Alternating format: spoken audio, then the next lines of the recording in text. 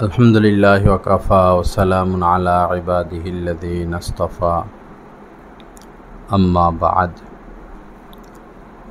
क़ाल अन्नबिय्यु सल्लल्लाहु तआला अलैहि वसल्लम अल-ग़ीबतु अशद्दु मिनज़्ज़िना।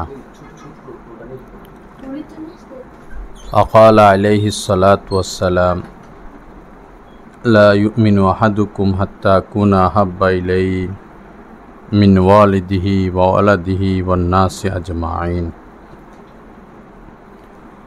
अक़ाल अलैहिस्सलातु वस्सलाम इज़ा सर्रतका हसनतुका व साअतका सय्यअतुका फ़अन्ता मुमिन। औ कमा क़ाल अलैहिस्सलातु वस्सलाम। अल्लाहुम्मा सल्लि अला सय्यिदिना व मौलाना मुहम्मद व अला आलि सय्यिदिना व मौलाना मुहम्मद व बारिक व सल्लिम। তুমি উপরে উঠে বসো ভাই, এখানে বসো। আল্লাহ পাক জাল্লা জালালুহু আমাদের সবাইকে মাফ করে দেন। আল্লাহ পাক আমাদেরকে ইসলাহে কামেল নসিব করে দেন। আজকের এই মজমাকে আল্লাহ পাক কবুল করেন। এই মজমার উসিলায় সকল মা বোনদেরকে আল্লাহ পাক মাফ করে দেন। বাংলাদেশের মানুষ, বিশেষ করে মহিলারা আমলের ক্ষেত্রে অগ্রগণ্য, আমল করা পছন্দ করে, তেলাওয়াত করে, জিকির আজকার করে, তারাবি, রোজা, নফল রোজা, হজ, উমরা, তাসবিহ, তাহলিল, এটা অনেক ভালো দিক,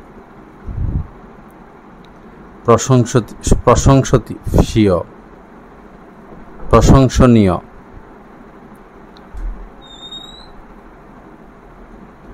পাশাপাশি আরেকটা গুণ আমাদের অর্জন করতে হবে, সেটা হলো আমল ধরে রাখা।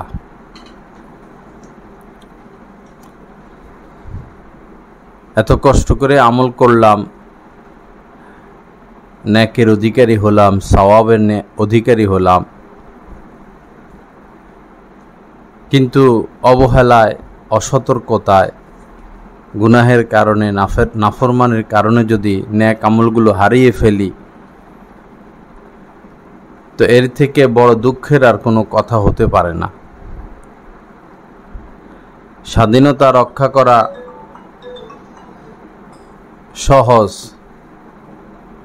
স্বাধীনতা অর্জন করা সহজ, কিন্তু স্বাধীনতা রক্ষা করা আরো বেশি কঠিন।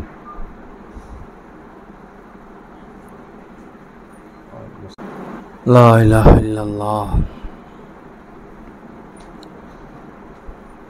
যেমন হিংসা একটা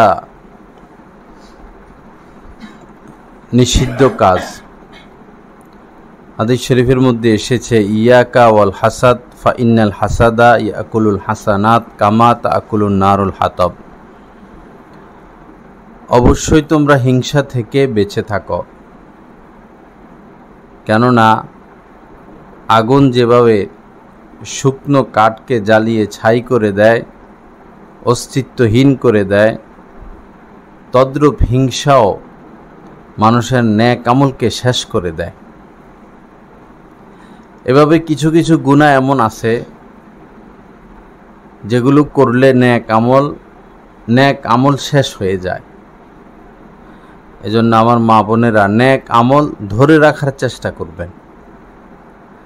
আমল অনেক হলো কিন্তু ধরে রাখতে পারলাম না, এর চেয়ে আমল কম হোক কিন্তু ধরে রাখলাম।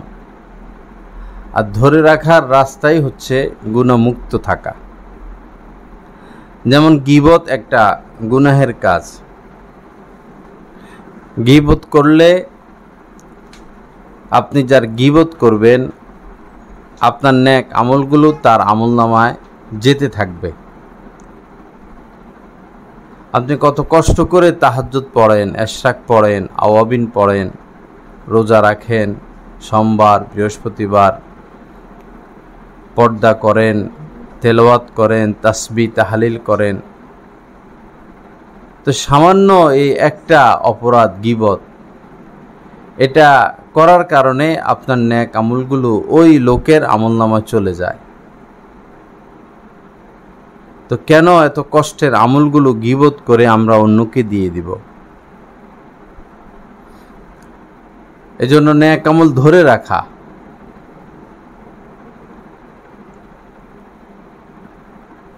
দেশ গ্রামে মানুষ রাত্রে মাছ ধরতে যায়, তো সাথে ছোট বাচ্চা একটা রাখে মাছ রাখার জন্য। তো সে মাছ ধরতেছে আর ব্যাগে রাখতেছে, মাছ ধরে ব্যাগে রাখে, মাছ ধরে ব্যাগে রাখে। ফিরার পর দেখা গেল যে ব্যাগে কোনো মাছ নাই। কি ব্যাপার? সারা রাত মাছ ধরলো, মাছ গেল কই? তো দেখা গেল ব্যাগের নিচে একটি ছিদ্র, ওই ছিদ্র দিয়ে সব মাছ পড়ে গেছে। মোটর চালিয়ে ছাদের উপরে টাঙ্কিতে মানুষ পানি উঠায়, মসজিদের ছাদে পানি উঠানো হলো, মুসল্লিরা আসবে, ওযু করবে।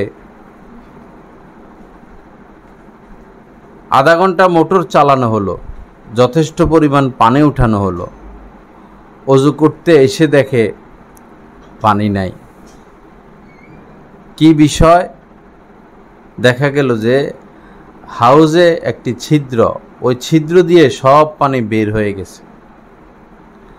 তদ্রূপ যদি আমরা নেক আমলও করি, গীবতও করি, নেক আমলও করি, হাজারো ধরনের পাপে লিপ্ত হই, তা আল্লাহর দরবারে যখন সওয়াব আনতে যাব, সওয়াবের বিনিময়ের জন্য যাব, দেখা যাবে যে কোনো সওয়াবই নাই।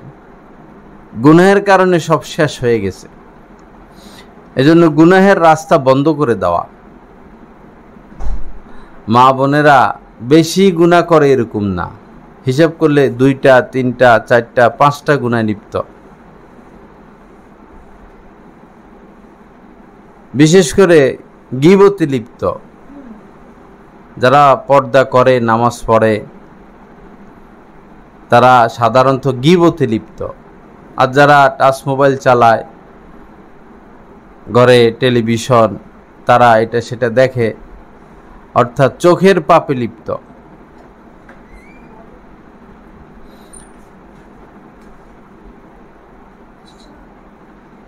এই অল্প কিছু গুনাহ ছেড়ে দিলে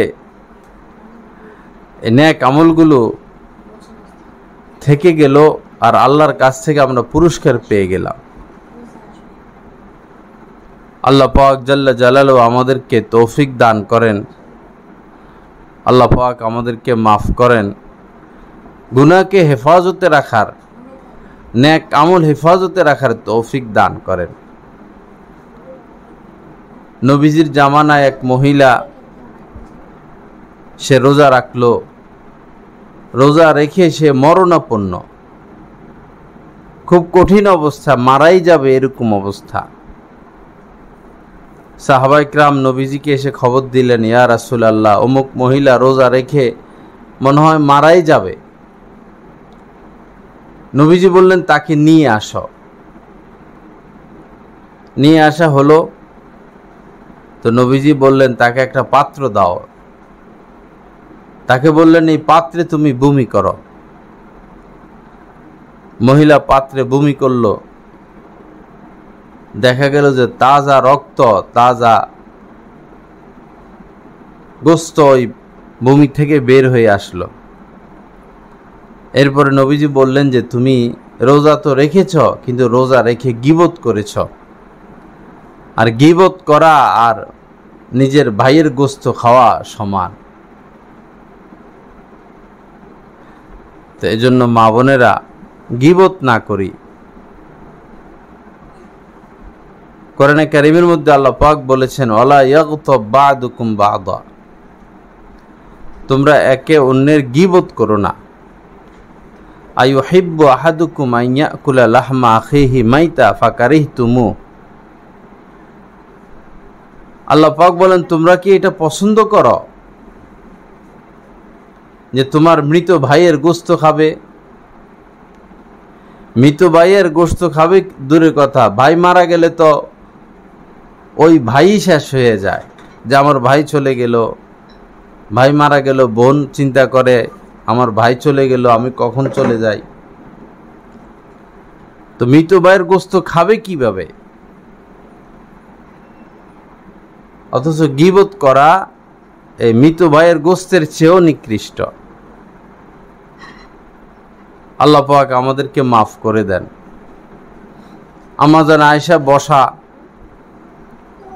নবীজিও বসা। তো এক মহিলা আসলেন, এসে মাসালা জানলেন। মাসালা জেনে সে ফিরের পথে, আম্মাজান ওই সময় জানতেন না, আম্মাজান বললেন, ইয়া রাসূলুল্লাহ, এই মহিলাটা বেটে, হাত দিয়ে ইশারা করে দেখাইলেন যে এই মহিলাটা বেটে আকৃতির।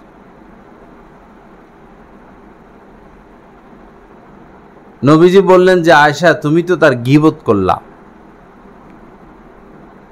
আম্মাজান বললেন, গীবত কোথায় করলাম? সে তো আসলেই বেটে।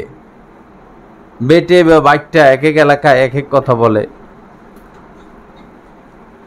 তো নবীজি আম্মাজান বললেন, সে আসলেই তো বেটে, তো আমি গীবত কিভাবে করলাম? নবীজি বললেন, এই কারণেই তো গীবত হয়েছে, যেহেতু সে বেটে। আর যদি বেটে না হতো, এরপরও তুমি তাকে বেটে বলতা, তাহলে এটা হতো তোহমত, মানে গীবতের চেয়েও বড় অপরাধ। তো যাই হোক, আমার মা বোনেরা, গীবত থেকে বেঁচে থাকবেন। বাপের বাড়িতে গেলে খুব কম মহিলা আছে যে স্বামীর গীবত করে না, শাশুড়ির গীবত করে না, শ্বশুরের গীবত করে না। খুব কম মহিলা আছে।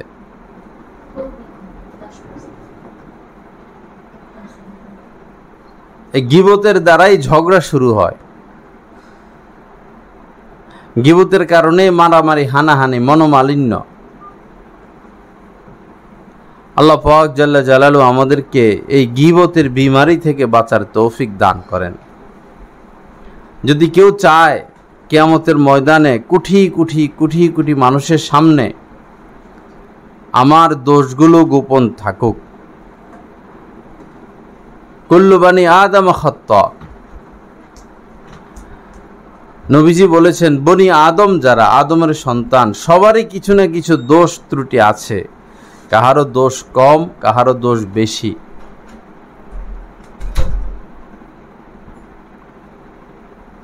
তো কেউ যদি চায় আমার দোষ গোপন থাকুক, আমার গুনাহ গোপন থাকুক, আমার পাপ গোপন থাকুক কিয়ামতের ময়দানে কোটি কোটি মানুষের সামনে, তো সহজ একটা আমল আছে। সেটা হলো যে সে দুনিয়াতে অন্য মুসলমানের দোষ গোপন রাখবে, পাপ গোপন রাখবে, অপরাধ গোপন রাখবে। হাদিস শরীফের মধ্যে এসেছে, মান সাতারা মুসলিমান সাতারাল্লাহু ইয়াউমাল কিয়ামা। দুনিয়াতে যে কোনো মুসলমানের দোষ গোপন রাখবে, কিয়ামতের দিন আল্লাহ পাক তার দোষ গোপন রাখবেন। এবং অন্য বর্ণনা আসছে, দুনিয়াতে যে মুসলমানের দোষ গোপন রাখবে, আল্লাহ দুনিয়া এবং আখিরাতে তার দোষ গোপন রাখবেন। এজন্য গীবত থেকে সর্বোচ্চ পর্যায়ের চেষ্টা করা, যে আমার দ্বারা গীবত যেন না হয়। যার সাথে মিশলে গীবত হয় তার সাথে না মিশলাম, যাদের সাথে মিশলে গীবত হয় তাদের সাথে না মিশলাম, যারা গীবত করে তাদের কাছে না গেলাম। গীবত থেকে বাঁচার একটা রাস্তা হলো চুপ থাকা, কথা কম বলা। বেশি কথা বললে বেশি দোষ প্রকাশ পাবে, বেশি গীবত প্রকাশ পাবে। আল্লাহ পাক জাল্লা জালালু আমাদেরকে মাফ করে দেন। আল্লাহ পাক গীবতের এই বিমারি থেকে আমাদের সবাইকে হেফাজত করেন। আস্তাগফিরুল্লাহ আল্লাযী লা ইলাহা ইল্লা হুয়াল হাইয়ুল কাইয়্যুম ওয়া আতুবু ইলাইহি। তো ইনশাআল্লাহ আমরা যারা এখানে এসেছি আজকে থেকে চেষ্টা করব, আপ্রাণ চেষ্টা করব যে গীবত যেন না হয়। গীবতের ব্যাপারে সর্বোচ্চ সতর্কতা। যারা জ্যামের ভিতরে গাড়ি চালায়, তো তাদের কত সতর্কতা, না ডাইনে লেগে যায় না বামে লেগে যায়। যারা বিমান চালায় তাদের আরো বেশি সতর্কতা। 2 জন 3 জন পাইলট বিমানে দিতে হয়। একটু অসতর্ক হইলেই তো বিপদ ঘটবে। তো গীবত থেকে বাঁচার জন্য আমাদেরকে এর চেয়ে বেশি সতর্ক থাকতে হবে, যেন কোনোভাবেই গীবত না হয়, কোনোভাবে আল্লাহ আমাদের উপর অসন্তুষ্ট না হয়। আল্লাহ পাক সবাইকে তৌফিক দান করেন। আরেকটা বিষয় হলো, স্বামী স্ত্রীর মধ্যে স্বামী স্ত্রীর কর্তা। আর রিজালু কাওয়ামুনা আলান নিসা। আল্লাহ পাক কোরআনে কারীমের মধ্যে বলেছেন স্ত্রীরা স্বামীর অধীন। এটার মধ্যে অনেক হিকমত আছে। আল্লাহ পাক হাকিম, আলিম, খবীর। আল্লাহ পাক সর্বোচ্চ, সর্বজ্ঞ। তার সমস্ত কাজের মধ্যে হিকমত রয়েছে। তিনি নারী পুরুষের মধ্যে পুরুষদেরকে নারীর উপর কর্তৃত্ব দিয়েছেন। এজন্য স্বামী যদি কোনো কথা বলে সেটা মেনে নেওয়া, মেনে চলা, স্বামীর কথার বাহিরে না যাওয়া, এটার মধ্যেই কল্যাণ। আল্লাহ আল্লাহ রাসূলের পরে স্বামীর আনুগত্য সবচেয়ে বেশি। সাহাবায়ে কেরাম একদিন নবীজিকে বললেন যে গাছ আপনাকে সেজদা করে, জন্তু জানোয়ার আপনাকে সেজদা করে, বিভিন্ন গোত্রের প্রধানদেরকে তাদের অনুসারীরা সেজদা করে, তা আমরাও আপনাকে সেজদা করতে চাই, আপনি অনুমতি দেন। তো নবীজি বললেন আল্লাহর পরে কাউকে সেজদা করার অনুমতি যদি আমি দিতাম তাহলে বলতাম স্ত্রীদেরকে যে তোমরা তোমাদের স্বামীদেরকে সেজদা করো। স্বামীদের মর্যাদা এত বেশি, কিয়ামতের আগে এমন হবে যে মহব্বত উঠে যাবে। স্বামী স্ত্রীর প্রতি, স্ত্রী স্বামীর প্রতি মহব্বত থাকবে না, ভাই বোনের মধ্যে মহব্বত থাকবে না, উঠে যাবে, কমে যাবে। বর্তমানে সেটাই দেখা যাচ্ছে। স্বামীর প্রতি মহব্বত কম, অন্য পুরুষের প্রতি মহব্বত বেশি। এটা কিয়ামতেরই আলামত। স্বামীকে মহব্বত করা, স্বামীর খেয়াল রাখা, স্বামীর জরুরত বুঝা, স্বামীর সমর্থের বাহিরে, সাধ্যের বাহিরে তাকে কোনো নির্দেশ না দেওয়া, নিজেদের চাহিদাকে মিটানো। স্বামীর সাধ্যের বাহিরে যদি নিজেদের চাহিদা পেশ করি তো স্বামী অবৈধ পথে হাঁটবে। বহু মানুষ সুদ খায়, ঘুষ খায়, দুর্নীতি করে, অন্যায় পথে টাকা পয়সা কামায়। তো তাদেরকে জিজ্ঞাসা করলে বলে এত এত চাহিদা, ঘরের, বাসার, ছেলে মেয়ের, স্ত্রীর, তাদের চাহিদা মিটানোর জন্য এই অবৈধ পথে আমি পা বাড়ালাম।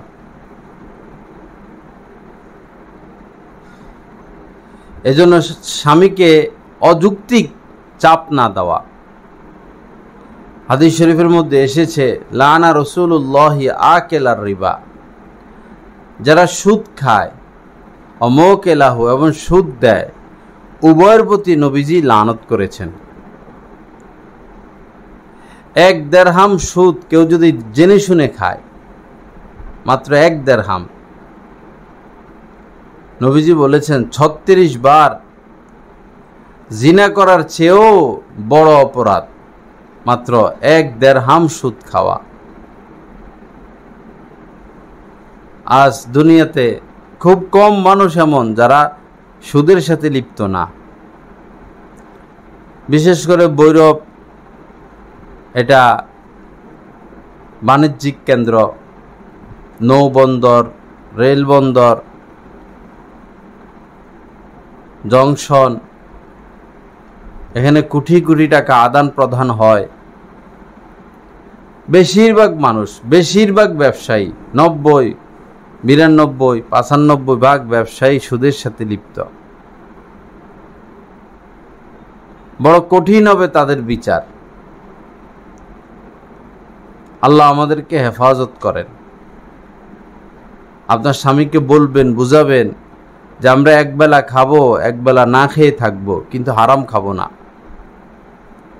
এভাবে বলবেন যে বছরে 7-8টা কাপড় লাগে, জামা লাগে, আমারে একটা জামা দিও, কিন্তু হালাল থেকে দিও।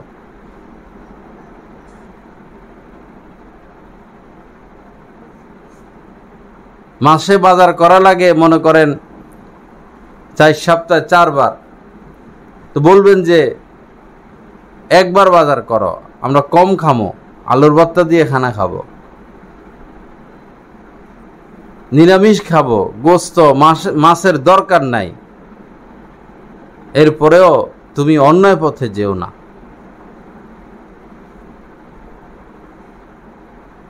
স্বামীকে চাপ না দেওয়া। সাধারণত মহিলারা কোথাও বেড়াইতে গেলে, কোনো অনুষ্ঠানে গেলে, কাহারো গায়ে নতুন পোশাক, কাহারো কানে নতুন ডিজাইনের কানের দুল, কাহারো কাছে নতুন ব্যাগ, নতুন জুতা, এগুলো দেখলে ঘরে আইসা উথাম থাম শুরু করে দেয়।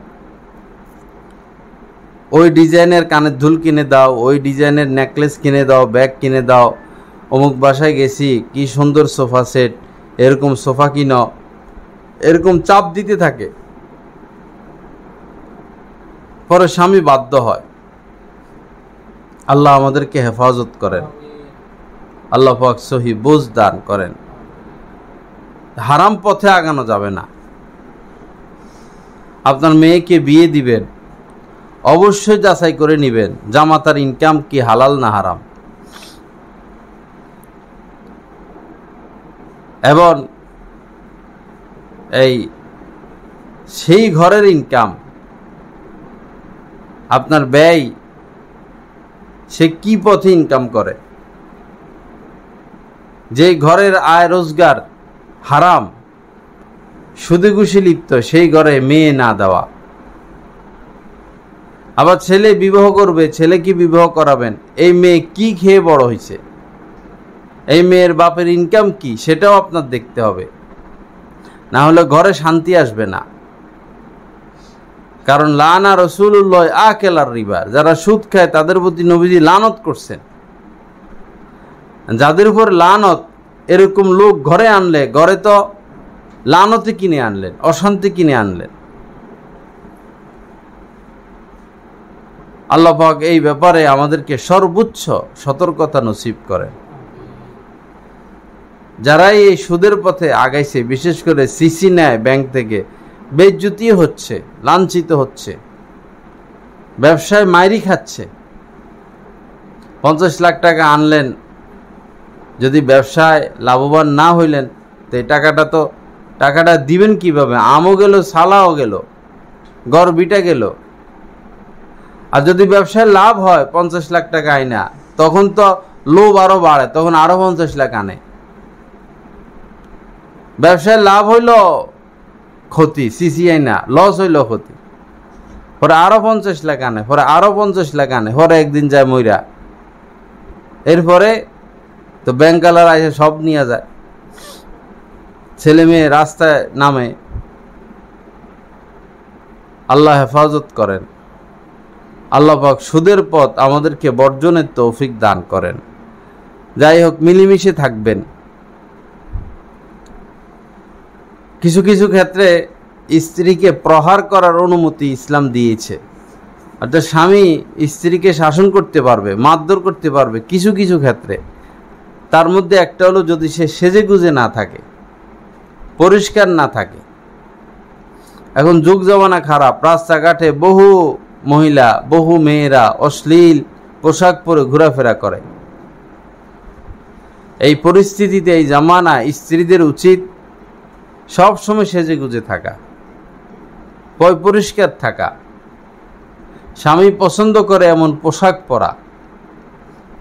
স্বামীরও উচিত পরিষ্কার থাকা। অপরিষ্কার, অপরিচ্ছন্ন, এটা আল্লাহও পছন্দ করেন না, নবীজিও পছন্দ করতেন না। বরং নবীজি বলেছেন আত-তুহুরু শাত্রুল ঈমান, পবিত্রতা ঈমানের অর্ধেক। এই জন্য বাহ্যিক পবিত্রতা, অভ্যন্তরীণ পবিত্রতা দুটোটা কাম্য এখানে। বাহ্যিক পবিত্রতা, পোশাক পবিত্র রাখা, শরীর পবিত্র রাখা, ভাষা পবিত্র রাখা, আচরণকে পবিত্র রাখা। অভ্যন্তরীণ পবিত্রতা যেমন গীবত থেকে বাঁচা, কুচিন্তা থেকে বাঁচা, কুদৃষ্টি থেকে বাঁচা, চোখকে পবিত্র রাখা, জবানকে পবিত্র রাখা, অন্তর আত্মাকে পবিত্র রাখা। ইসলাম পরিচ্ছন্নতার ব্যাপারে কত সতর্ক, যে খানা খাবে তো 3 বার হাত ধোয়ার কথা আছে, 3 বার হাত দিতে হবে। ঘুম থেকে উঠে হাত ধোয়ার আগে পাত্রে হাত প্রবেশ করানো নিষেধ। যে কোনো জিনিস যেটা ধোয়ার মতো সেটা ধুয়ে খাওয়ার হুকুম। এবং হাদিস শরীফের মধ্যে এসেছে নাযিফু আফনিয়াতা বুয়ুতিকুম, তোমরা তোমাদের ঘরের আশপাশ পরিষ্কার রাখো। 2 বিল্ডিং এর যে মধ্যখান চিপা, সেখানে দুনিয়ার ময়লা ঝয়লা, এখান থেকে কত পোকা মাকড় মশা উৎপন্ন হয়। নবীজির এই হাদিসের উপর আমল করলে সমাজের মানুষ মশা থেকে বেঁচে থাকতো, হাজার হাজার রোগ বিমারি থেকে বেঁচে থাকতো। আল্লাহ আমাদের প্রতি মেহেরবানি করেন।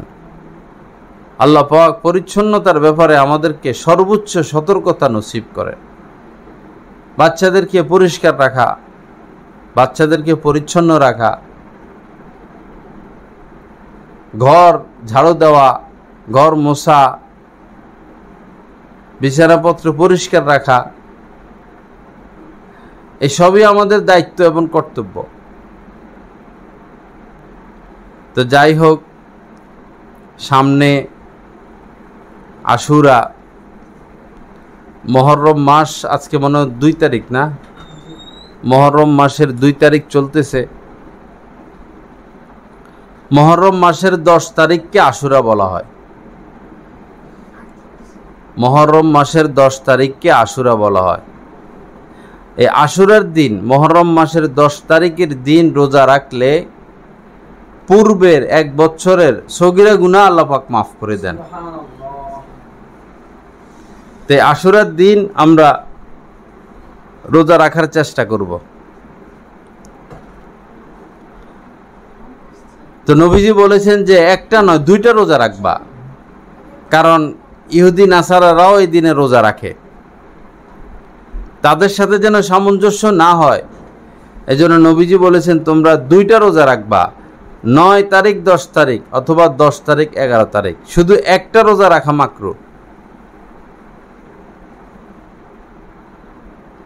আশুরার দিন আমাদের যে যে করণীয়, যা যা করণীয়, কোরআন হাদিসে যা এসেছে এর বাহিরে আমরা কিছু করব না, তাহলে হিতে বিপরীত হবে। সওয়াব কামাইতে গিয়ে আযাব কামাবো। ইসলামের নিয়ম হলো কিবলার দিকে ফিরে, আমাদের কিবলা পশ্চিম দিকে, কিবলার দিকে ফিরে নামাজ পড়া। আপনি যদি পূর্ব দিকে ফিরে নামাজ পড়েন কিছুই পাবেন না, বরং গুনাহ হবে।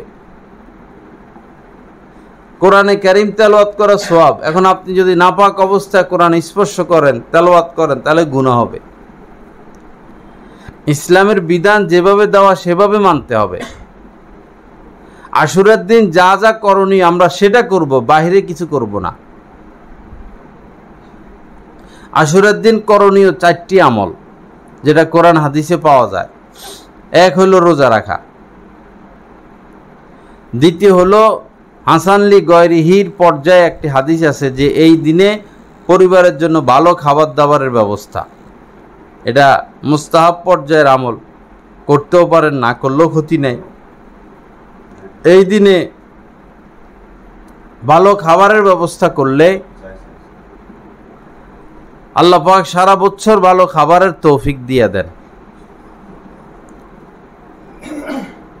এরপরে এই দিনে যেহেতু ফেরাউন ডুবে মরে লোহিত সাগরে এবং মুসা আলাইহিস সালাম তার উম্মতগণ ফেরাউনের কবল থেকে রক্ষা পান, এজন্য এই শুকরিয়া আদায় করা, আর যেহেতু এই দিনে হযরত হুসাইন রাদিয়াল্লাহু তাআলা আনহু মর্মান্তিকভাবে শহীদ হয়েছেন, নবীর পরিবারের বহু লোক শহীদ হয়েছেন কারবালার ময়দানে, এজন্য এই দিন ইন্না লিল্লাহি ওয়া ইন্না ইলাইহি রাজিউন পড়া এবং তাদের জন্য ইসালে সওয়াব,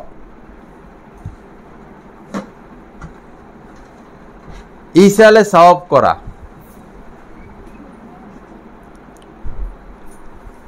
ইসালে সওয়াবের ও সিস্টেম আছে, আমরা যেভাবে করি সেভাবে না। আপনি কোরআনে কারীম খতম করতে পারেন,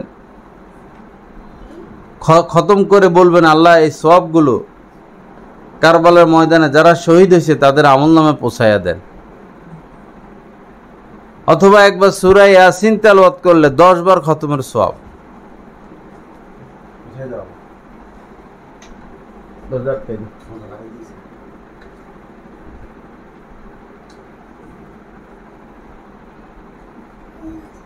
সূরা ইয়াসিন তেলাওয়াত করে তাদের আমলনামায় সওয়াব পৌঁছানো যায়। আরো সহজ হইল 3 বার বিসমিল্লাহ সহ 3 বার কুল হুয়াল্লাহ সূরা তেলাওয়াত করলে 1 খতমের সওয়াব। অসংখ্য বার কুল হুয়াল্লাহ পড়ে পড়ে তাদের আমলনামায় পৌঁছাইতে পারি, দান সদকা করতে পারি। এই 4টা আমল মুহররম মাসে, এর বাইরে কোনো আমল নাই।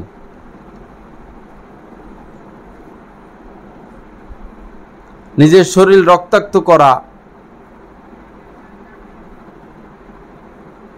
একবার পত্রিকা আসছে ভারতে এক লোক নিজের কোলের বাচ্চা 2-2.5 বছর বয়স হবে, এই কোলের বাচ্চা পিঠের মধ্যে ছুরি দিয়া টান দিছে, ছুরি দিয়া পিঠে টান দিয়া হায় হায় হোসাইন, হায় হাসান, হায় হোসাইন কইয়া পিঠ রক্তাক্ত করতেছে, বুক রক্তাক্ত করতেছে, মুখের মধ্যে ছুরি দিয়া দাগ দিতেছে হায় হাসান হায় হোসাইন কইয়া। এগুলো তো কোরআন হাদিসের বিপরীত আমল। যে সময় হযরত হুসাইন রাদিয়াল্লাহু তাআলা শহীদ হন, ওই সময় অনেক সাহাবীরা জীবিত ছিলেন, শত শত সাহাবী ওই সময় জীবিত ছিলেন, কিন্তু কোনো সাহাবী তো আমল করে নাই। খোদ হযরত ওমর ফারুক রাদিয়াল্লাহু তাআলা শহীদ হয়েছেন। ফজরের নামাজ পড়া অবস্থায় এক দুশমন পিছনের দিক থেকে বর্ষা নিক্ষেপ করে, তো হযরত ওমর শহীদ হওয়ার পর কোনো সাহাবী তো এরকম নিজের শরীর রক্তাক্ত করে ইয়া ওমর করে নাই। খোদ হযরত আলী রাদিয়াল্লাহু তাআলা হযরত হাসান হোসেনের আব্বা, নবীজির জামাতা, আগে তো জামাতা এরপরে নাতি, নবীজির জামাতা, একদিকে জামাতা আর একদিকে চাচাতো ভাই, ফজরের নামাজ মসজিদে যাবেন, ওই সময় হযরত আলী রাদিয়াল্লাহু তাআলা কে শহীদ করা হয়। তো হযরত আলী শহীদ হওয়ার পরে ওই সময় হাজার হাজার সাহাবায়ে কেরাম জীবিত ছিলেন, কেউ এরকম হায় আলী এরকম কেউ করে নাই। যেটা কোরআন হাদিসে আছে আমরা সেটা করব, এর বাইরে করলে কোনো লাভ নাই, কোনো উপায় থাকবে না, বরং আযাব। একবার 3 জন ব্যক্তি নবীজি রাত্রে কি কি আমল করেন এটা দেখার জন্য আইছেন, মানে খবর নেওয়ার জন্য। এসে আম্মাজানদের ঘরে ঘরে গিয়ে পর্দা রক্ষা করে ঘরে ঘরে গিয়ে জানতে চাইছেন যে নবীজি রাত্রিবেলায় কি কি আমল করে। তো বিস্তারিত শুনছেন, শুনে 3 জন বসছেন, বৈশা মানে তাদের কাছে নবীজির আমল কম মনে হয়েছে। তারা হইল উম্মত আর নবী হইলেন নবীর আমল তাদের কাছে কম মনে হয়েছে। তারা মন্তব্য করলো যে নবীর সাথে আমাদেরকে মিলে নিতে হবে না, তিনি নবী, তার আগে পরে সমস্ত গুনাহ মাপ, ওনার সাথে আমাদের তো মিলাইলে হবে না। তখন একজন বলল যে আজ থেকে আমি আর মরণ পর্যন্ত রাত্রে ঘুমাবো না, সারা রাত ইবাদত করে কাটাইয়া দিব। আরেকজন বলল যে জীবনে আর কোনোদিন বিয়ে শাদী করব না, ঘর সংসার করব না, ইবাদত করে জীবন কাটাই দিব। আরেকজন বলল যে আর কোনোদিন রোজা ছাড়া থাকবো না, আজীবন রোজা রাখবো হারাম দিনগুলো ব্যতীত। তো নবীজি এটা শুনলেন, হয়তো ওহির মাধ্যমে শুনলেন, শুনে আসছেন, আয়সা তিনজনকে বলছেন যে তোমরা কি তারা যারা এরকম এরকম কথা বলছো, রাত্রে ঘুমাইবা না, আজীবন রোজা রাখবা, বিয়ে শাদী করবা না, তোমরা তারা? তো বললো ইয়া রাসূলুল্লাহ আমরা তারা। তখন নবীজি বললেন দেখো তোমাদের চেয়ে আমি আল্লাহকে বেশি ভয় করি এবং নিষিদ্ধ কাজ থেকে বেশি বেঁচে থাকি, এরপরেও আমি রাত্রে ঘুমাইও, আমি রাত্রে ইবাদতও করি, আমি রোজা রাখিও, আবার মাঝে মধ্যে রোজা রাখি না, এবং আমি বিয়েও করেছি, আমার সন্তানও আছে।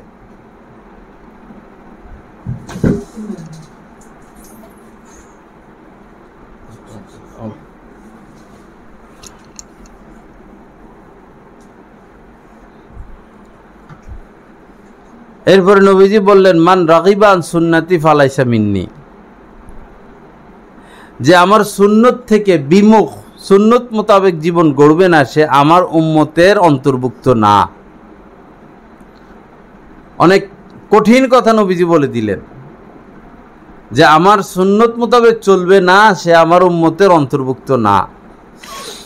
এজন্য যত আমল আমরা করি এগুলো করতে হবে সুন্নত মোতাবেক। আশুরাকে কেন্দ্র করে সুন্নতের বাহিরে যেন আমরা কিছু না করি। নবীজি যখন মক্কায় ছিলেন হিজরতের আগে, তখন এই আশুরার দিন রোজা রাখা ফরজ ছিল, মুসলমানরা এই দিনে রোজা রাখতেন। মদিনায় আসার পর রমজান মাসে রোজা ফরজ হয়, পুরা রমজান রোজা রাখতে হবে। তখন রমজান মাসে রোজা রাখা ফরজ হয়ে গেল, আশুরার রোজা মুস্তাহাব হয়ে গেল, যার ইচ্ছা রাখে, যার ইচ্ছা রাখে না।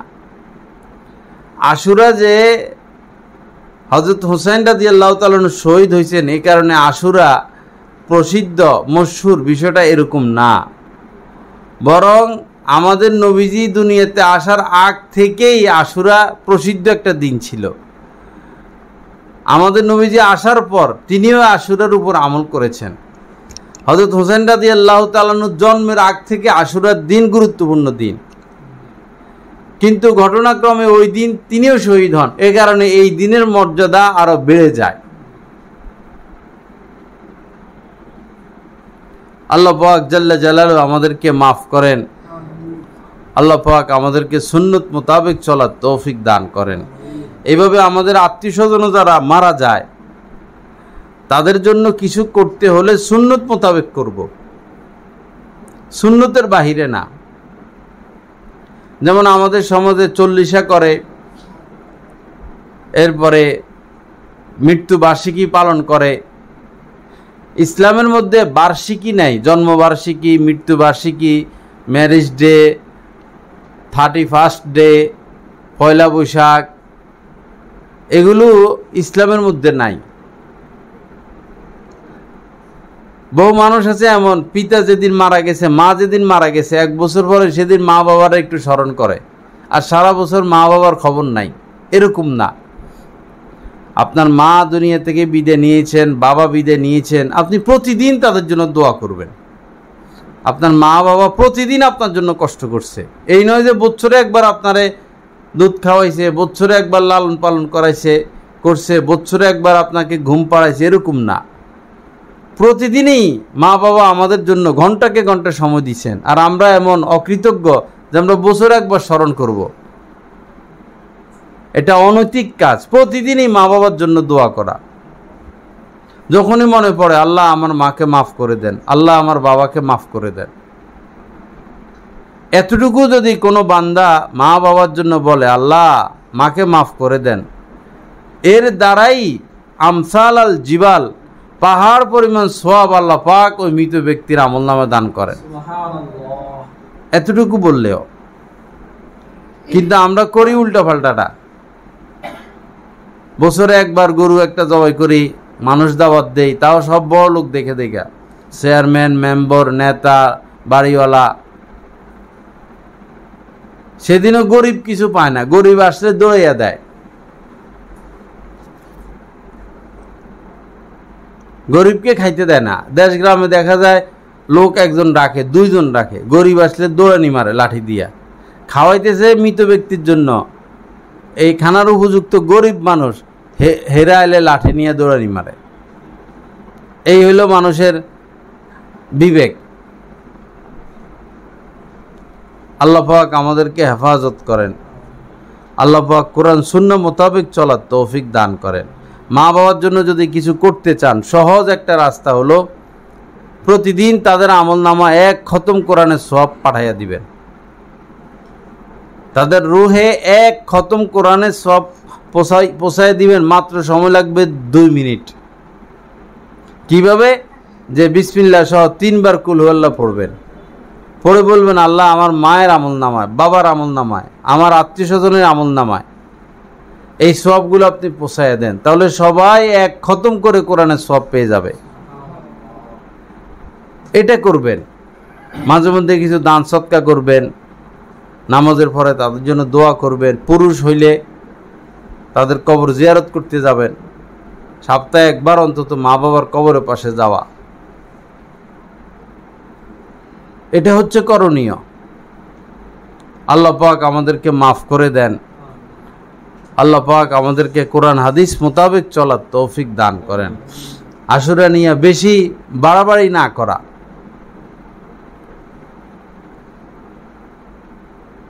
সুন্নতের বাহিরে না যাওয়া। নবীজি বলেছেন মান তামাসসাকা বিসুন্নতি ইনদা ফাসাদি উম্মতি ফালাহু আজরু মিয়াতি শাহিদ। ফিতনা, ফাসাদ, কলহ, পদস্খলনের জামানায় যে ব্যক্তি আমার সুন্নতকে আঁকড়িয়ে ধরবে, আমার সুন্নত মোতাবেক চলবে, তার জন্য রয়েছে 100 শহীদের সওয়াব।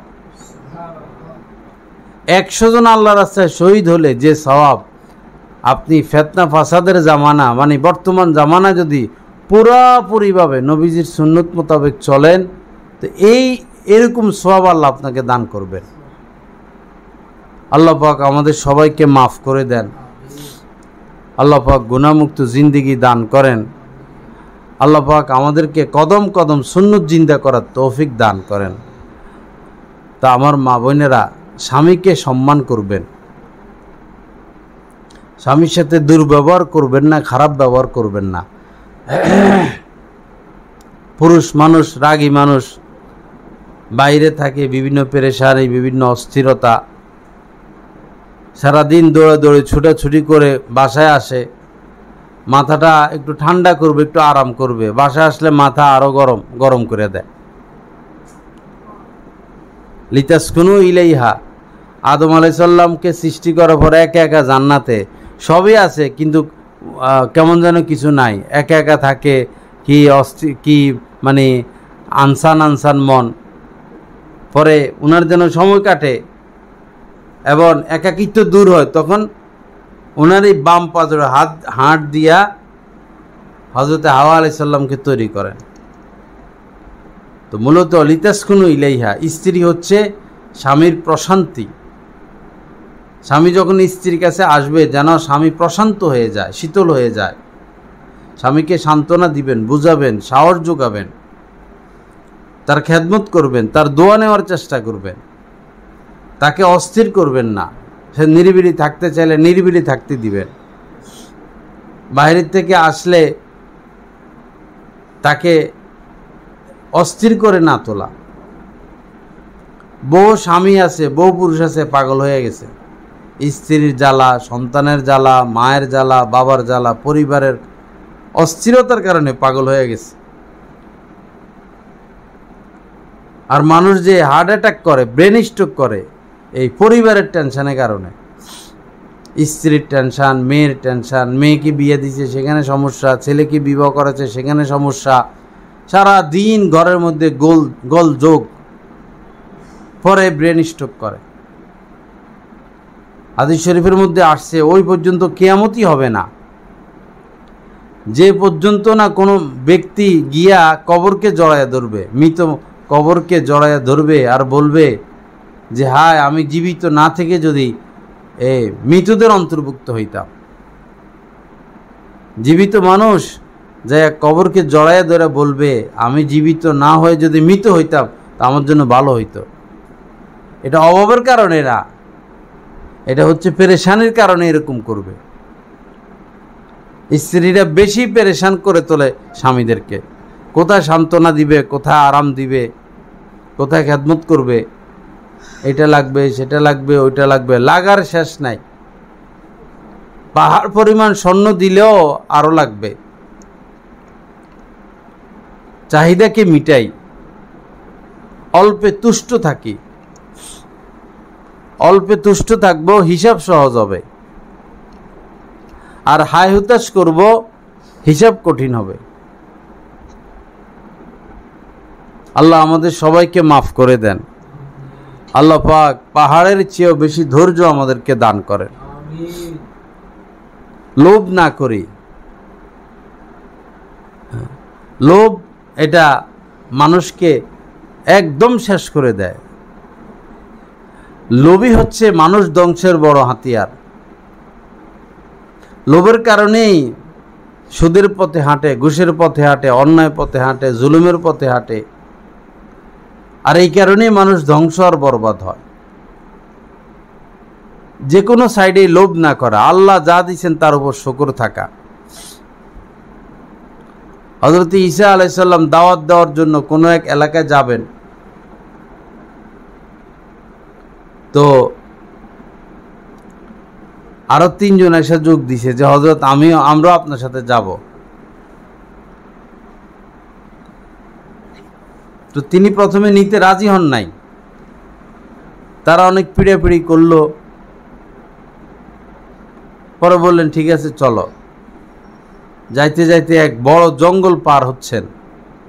আগের জামানায় জঙ্গলই বেশি ছিল। তো জঙ্গলের মধ্যে দুইটা স্বর্ণের ইট দেখতে পাইল। স্বর্ণের ইট বা স্বর্ণের বড় পাত এরকম। তো এই 3 ব্যক্তি স্বর্ণের ইট দেখে এই লোভ সামলাইতে পারল না। ঈসা আলাইহিস সালাম নিষেধ করলেন, লোভ করো না, এটা এখানে পড়ে আছে, পড়ে থাক। তারা ভাবলো যে এই স্বর্ণের মালিক যদি আমরা হই, সারা জীবন আর কিছু করা লাগবে না। তো তারা নবীর সঙ্গ ত্যাগ করলো, বলল আপনি যান, আমরা আর যাব না। 3 জন এখানে থেকে গেল। এখন ভাগ বাটোয়ারা করবে, দেশে ফিরে আসবে। মানুষ 3 জন, স্বর্ণের ইট 2টা। আবার এদিকে ক্ষুধাও লাগছে। পরে পরামর্শ করে একজনকে কিছু খাবার দাবার আনতে পাঠাইছে বাজারে, টাকা পয়সা দিয়া। তিনি বাজারে গেলেন, আর 2 জন বসা। 2 জন পরামর্শ করলেন যে তুই ইট হইল 2টা, মানুষ 3 জন, ভাগ করা জামিলা, তো চলো এই খানা নিয়ে আসলে আমরা অতর্কিতভাবে হামলা করে এর মাইরে ফেলবো। এরপরে আমরা স্বর্ণের ইট 2টা নিয়ে দেশে যাব, আমাদের জীবনে আর কিছু করা লাগবে না।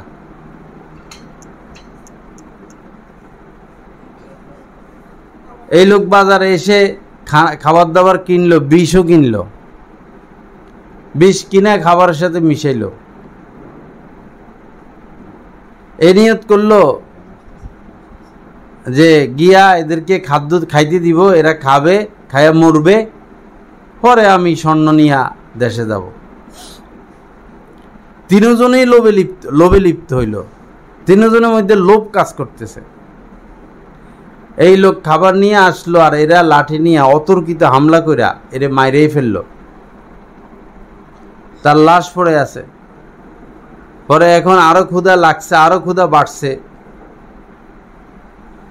পরে কয় আচ্ছা তাহলে খাইয়া লই, পরে যামো। পরে খাবার দাবার খাইছে, খাইয়া ওই 2 জনও মারা গেল। 3 জন 3 জায়গায় পড়ে আছে। এদিকে হযরত ঈসা আলাইহিস সালাম দাওয়াতের কাজ শেষ করে ফিরার পথে দেখলো যে 3টা কঙ্কাল 3 জায়গায় পড়ে আছে, আর ওই স্বর্ণের ইটও পড়ে আছে।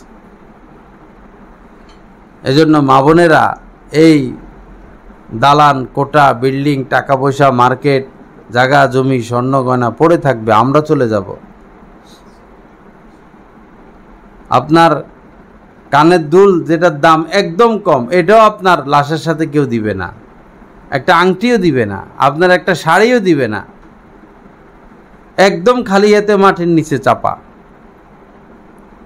লোভ না করি, যেটা নিয়ে যেতে পারবো সেটা আমল করি, যেটা সাথে নিয়ে যেতে পারবো নেক আমল সেটা করি। কিছু সময় তেলাওয়াত করি, কিছু সময় আল্লাহ পাকের জিকির করি, নামাজ পড়ি, ইবাদত বন্দিগি করি, স্বামীর খেদমত করি। স্বামীর খেদমত ইবাদত, স্বামীর কাজের সহযোগিতা করি। এর সহায় দাও।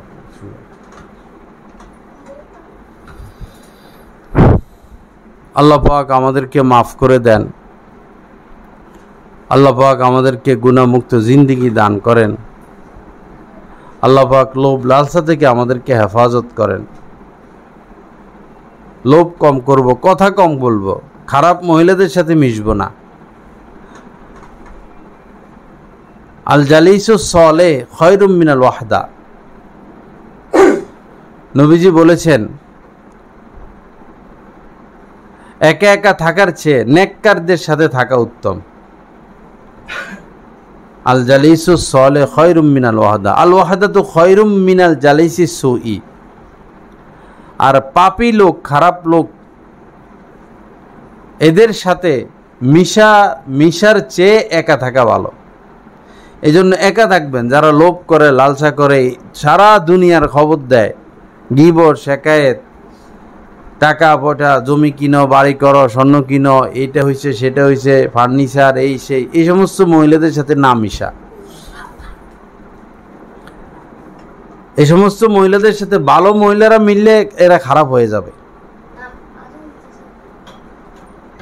আল্লাহ পাক হেফাজত করেন, আল্লাহ পাক সহি বুঝ দান করেন, আল্লাহ পাক গুনাহমুক্ত জিন্দেগি আমাদেরকে নসিব করেন। কথা কম বলবো, গীবত করব না, স্বামীকে খুশি রাখার চেষ্টা করব, তাহলে আল্লাহ আপনার উপর খুশি। স্বামী অসন্তুষ্ট থাকলে আল্লাহ আপনার উপর অসন্তুষ্ট। আবার স্ত্রীদেরও উচিত, স্বামীদেরও উচিত স্ত্রীর প্রতি লক্ষ্য রাখা, তাকে কষ্ট না দেওয়া, তার সাথে দুর্ব্যবহার না করা, তার জরুরত পুরা করা। তো শুরুতে যে কথাগুলো ছিল, গীবত না করা, লোভ না করা, অতিরিক্ত কথা না বলা, এবং আশুরার বিষয় কোরআন হাদিসে যা আছে সেই মোতাবেক চলা। আল্লাহ পাক জাল্লা জালালু যা কিছু আলোচনা হলো আমাদের সবাইকে আমলের তৌফিক দান করেন। ওয়া আখিরু দাওয়ানা আলহামদুলিল্লাহি রাব্বিল আলামিন ওয়া সাল্লাল্লাহু আলা নবিয়্যিল কারীম। হযরত ওয়ালা দামাত বারাকাতুহুমের প্রতিটি বয়ান পাচ্ছেন নেটের মাধ্যমে, টেলিগ্রামের মাধ্যমে। প্রথমত গুগল প্লে স্টোর থেকে টেলিগ্রাম অ্যাপসটি ডাউনলোড করতে হবে।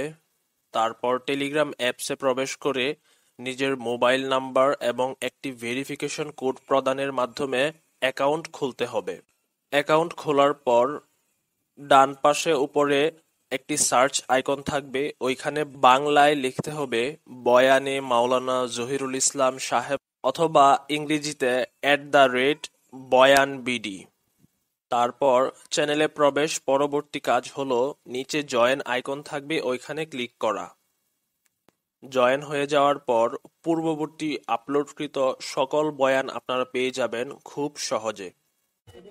আলহামদুলিল্লাহ, প্রতি ইংরেজি মাসের শেষ শুক্রবার কমলপুর মাদ্রাসা মসজিদে মাসিক ইজতেমা অনুষ্ঠিত হয়। উক্ত মজলিসে অংশগ্রহণ করার জন্য সকলের প্রতি দীনী দাওয়াত রইল।